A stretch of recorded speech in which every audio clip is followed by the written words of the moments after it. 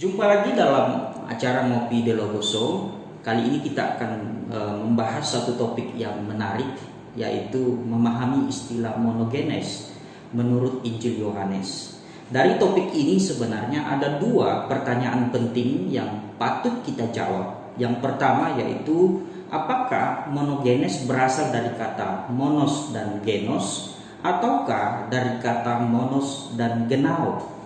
Yang kedua adalah, apakah makna dari kata monogenes ini dalam kaitannya dengan keilahian Kristus?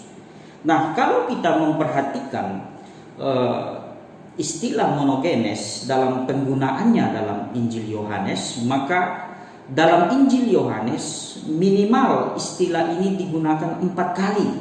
Dan ketika Yohanes menggunakan istilah ini, Yohanes menggunakan untuk menggambarkan Yesus sebagai anak tunggal Allah. Menurut David Iman Santoso, dia katakan begini, kata monogenes berasal dari kata monos dan genos, yang artinya jenis atau keturunan. Jadi monogenes menunjuk kepada Yesus sebagai anak tunggal Allah yang mempunyai arti jenis keturunan yang unik, di mana Allah sebagai Bapanya. Bahasa Latin unicus berarti unik, tunggal, dan only. Dalam Ibrani 11 ayat 17, monogenes dipakai untuk Ishak. Sekalipun Ishak bukan anak tunggal Abraham, tetapi status Ishak adalah unik karena dia adalah anak perjanjian. Jadi ketika menggunakan istilah monogenes untuk Yesus, penekanannya bukan pada sifat tunggal, melainkan juga pada keunikan, yaitu satu-satunya. Artinya bahwa menurut David Iman Santoso, penekanannya bukan hanya sifat tunggal saja, melainkan juga kepada keunikan, yaitu satu-satunya. Memang kalau kita meneliti dan memperhatikan istilah monogenes, maka kecenderungan banyak orang adalah kesulitan menemukan apa sebenarnya yang mau ditekankan dari istilah ini. Oleh karena seperti yang dijelaskan di atas, bahwa istilah monogenes juga dapat dipahami dalam arti diperanakan. Sehingga ketika kita membaca misalnya dalam Yohanes pasal 3 ayat 16 dan ayat 18, maka Yesus disebut sebagai anaknya yang tunggal, maka kita pasti akan langsung memahaminya sebagai yang diperanakan. Pertanyaannya adalah, apakah benar demikian? Mungkin dari perspektif ketika Yesus berinkarnasi menjadi manusia, maka dia memang diperanakan. Akan tetapi dalam konteks pra-inkarnasinya, dia disebut sebagai anak tunggal Allah. Dan ini untuk menegaskan bahwa dia adalah Allah. Nah, sekarang kita akan memperhatikan dua pro kontra yang ditimbulkan oleh istilah monogenes ini. Yang pertama yaitu pro kontra secara teologis. Dalam pengakuan iman Nisea Konstantinopel yang dirumuskan dalam konsili Nisea pada tahun 325 Masehi dan kemudian direvisi kembali di Konstantinopel pada tahun 381 Masehi, pada konsili ini menerima versi begotten dari istilah monogenes. Dengan demikian, penggunaan monogenes dipahami lebih cenderung berasal dari dua istilah, yaitu monos yang berarti only dan genao yang berarti beget atau bear.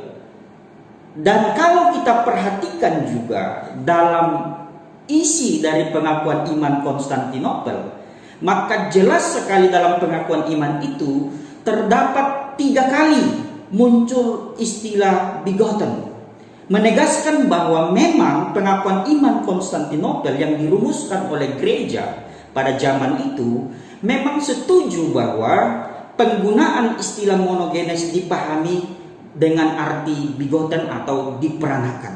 Nah, Sebenarnya apa yang dirumuskan dalam pengakuan iman Nisea Konstantinopel di atas adalah sebuah respons terhadap pandangan dari Arius, seorang uskup Alexandria yang melahirkan paham Arianisme. Dalam pengajarannya Arius, dia mengatakan bahwa Allah Bapa lebih besar dari anak Allah, yang pada gilirannya juga lebih besar daripada Roh Kudus. Arius juga tidak percaya adanya hierarki pribadi-pribadi ilahi. Kemudian dia sampai kepada kesimpulan bahwa hanya Allah Bapa lah yang adalah Allah. Melalui anaknya Allah menciptakan alam semesta. Tetapi anaknya itu hanya ciptaan dari yang tidak ada. Tetapi dia bukanlah Allah. Sebagai makhluk ia tidak kekal, tetapi mempunyai awal. Nah, tentunya apa yang dilakukan oleh gereja melalui rumusan ini atau rumusan pengakuan iman ini, meskipun bertujuan untuk menolak atau melawan ajaran yang sesat, tetapi secara gamblang sebenarnya membuat atau menciptakan suatu kekeliruan dalam memahami istilah monogenes. Karena ternyata dengan memilih istilah begotten dapat menimbulkan pemahaman yang keliru dalam memahami Yesus dalam konteks statusnya sebagai anak Allah, di mana juga akan secara langsung mengarah kepada pemahaman untuk istilah monogenes. Jadi dengan memahami bahwa monogenes berasal dari istilah begotten, only begotten, atau yang diperanakan, maka secara langsung akan berdampak kepada pemahaman kita tentang pribadi Yesus sebagai anak Allah.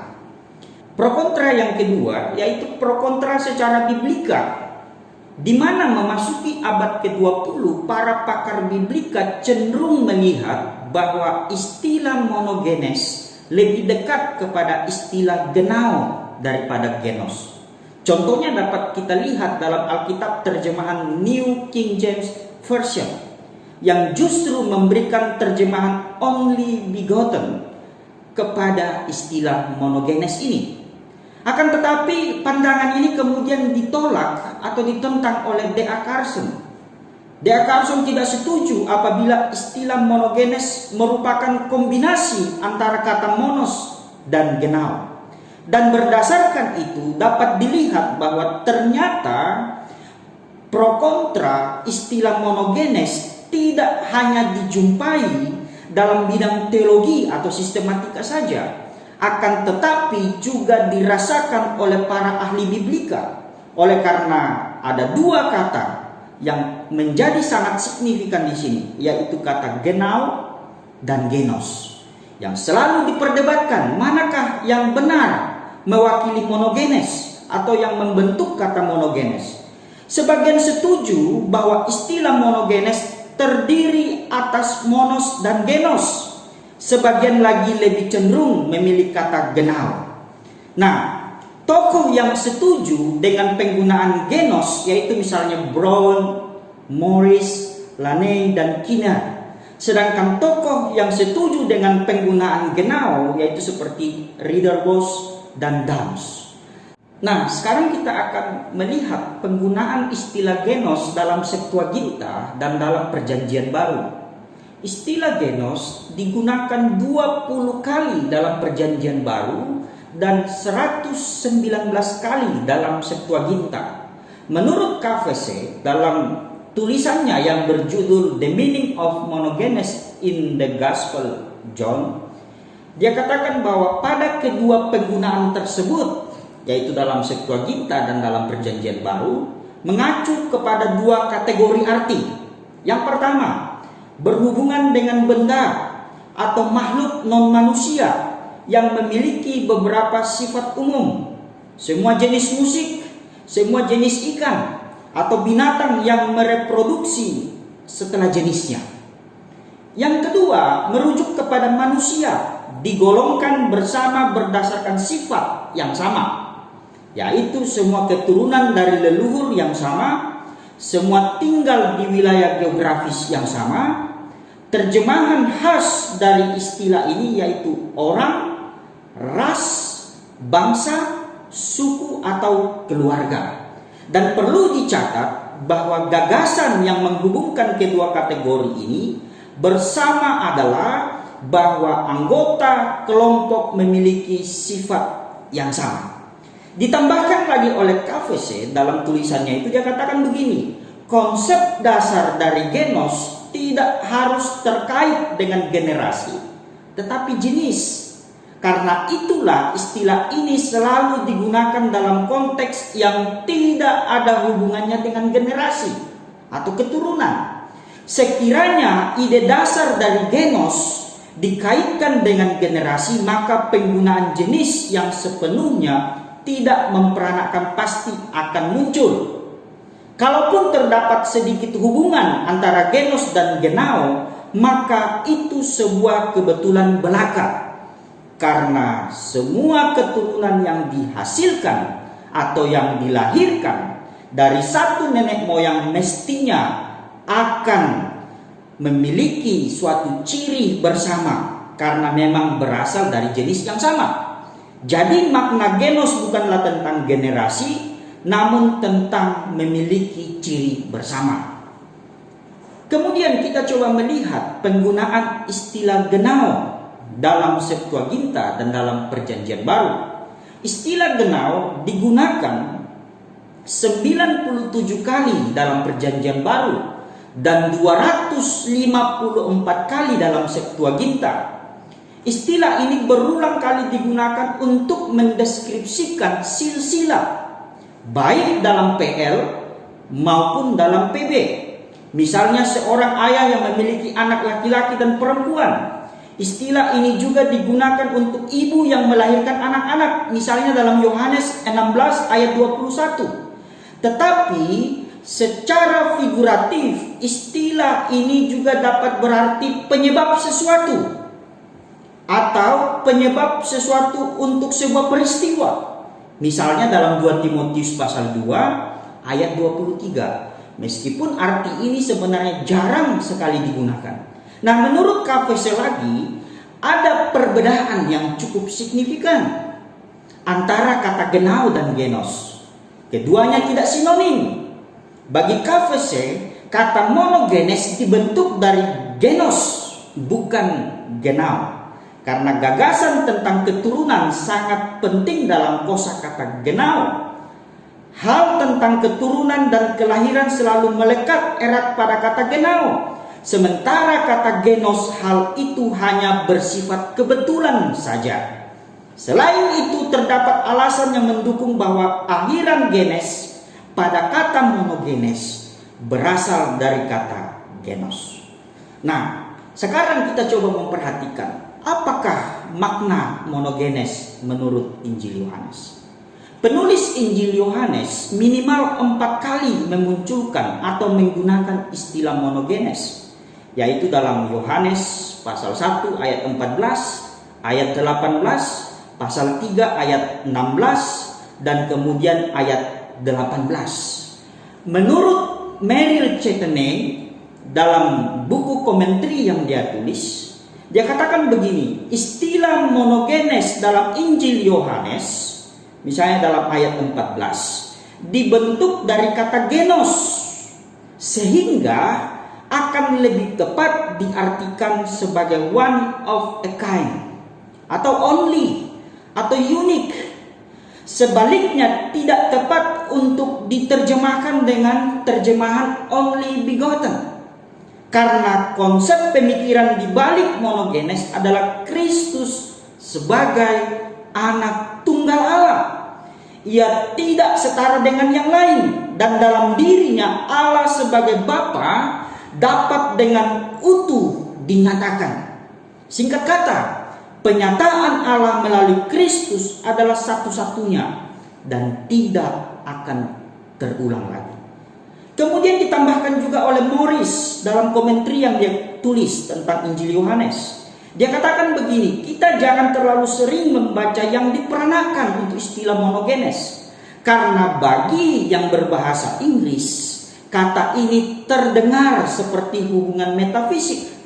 Padahal istilah Yunaninya berarti hanya atau unik.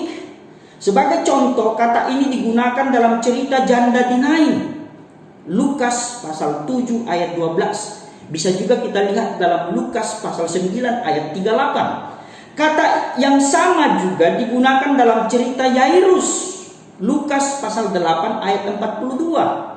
Mungkin bahkan lebih instruktif adalah penggunaan istilah yang mengacu kepada Ishak dalam Ibrani pasal 11 ayat 17. Sebagai Ishak yang bukan anak tunggal Abraham, tetapi dirinya unik karena Ishak adalah satu-satunya anak yang diberikan kepada Abraham melalui janji Allah. Dalam penggunaannya di sini, kata monogenes tidak selalu menunjuk kepada hubungan metafisik, tetapi mau menunjukkan bahwa Yesus adalah anak Allah dengan cara yang unik. Dan ciri unik dari hubungan antara Bapa dan Anak adalah salah satu tema besar dalam Injil Yohanes. Hal yang serupa pun dikemukakan oleh Andreas J. Kostenberger dalam buku Teologi Injil Yohanes yang dia tulis. Dalam buku itu dia katakan bahwa pengantar Injil Yohanes merujuk pada Yesus sebagai monogen atau anak satu-satunya dari Bapa. Misalnya dalam Yohanes pasal 1 ayat 14.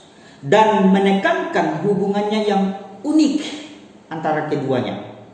Bahkan disimpulkan juga oleh Kostenberger bahwa karenanya monogenes berarti dalam segala kemungkinan bukan anak yang diperanakan, tetapi anak yang unik. Kemudian D.A. Carson menambahkan dalam buku tafsiran yang dia tulis, dia katakan bahwa kemuliaan yang ditampilkan dalam firman yang berinkarnasi adalah jenis kemuliaan yang diberikan Bapa kepada putranya satu-satunya yang paling dicintai, dan Bapa ini adalah Allah sendiri. Ramsey Nichols juga memberikan komentar yang cukup menarik tentang istilah monogenes ini dalam buku tafsiran yang dia tulis. Dia katakan begini, secara luas diakui bahwa istilah sinoptik, yaitu terkasih, atau yang dalam istilah Yunani agapetos, misalnya yang muncul dalam Matius 12 ayat 18, Markus 12 ayat 6, Lukas 20 ayat 13, dan istilah dalam Yohanes yaitu satu-satunya, yaitu monogenes, di mana kedua istilah ini hampir setara dan keduanya menekankan keunikan hubungan antara Yesus dengan Bapanya. Nah, dengan demikian makna monogenes dalam Injil Yohanes hendak menekankan sebuah relasi yang unik antara Yesus yang adalah anak Allah dengan Bapa. Bukan hendak menekankan suatu hubungan yang metafisik. Bahkan seperti yang juga dikemukakan oleh Nichols di atas, bahwa ungkapan monogenes sepadan dengan ungkapan agapetos dalam Injil sinoptik. Kesimpulannya kepada kita adalah penggunaan istilah monogenes dalam Injil Yohanes hendak menegaskan relasi yang unik antara Yesus Kristus dengan Allah Bapa, di mana relasi itu tidak harus berada dalam konteks hubungan secara metafisik atau diperanakan, karena bukan makna itu yang hendak ditekankan oleh istilah monogenes. Kata bentukan monogenes dipakai untuk menggambarkan keunikan relasi antara Allah dan Yesus Kristus. Bahkan Yesus adalah sama dengan Allah. Jadi untuk makna seperti ini, maka kata monogenes dibentuk dari kata monos dan genos, bukan dari kata monos dan genao. Sekian dan terima kasih.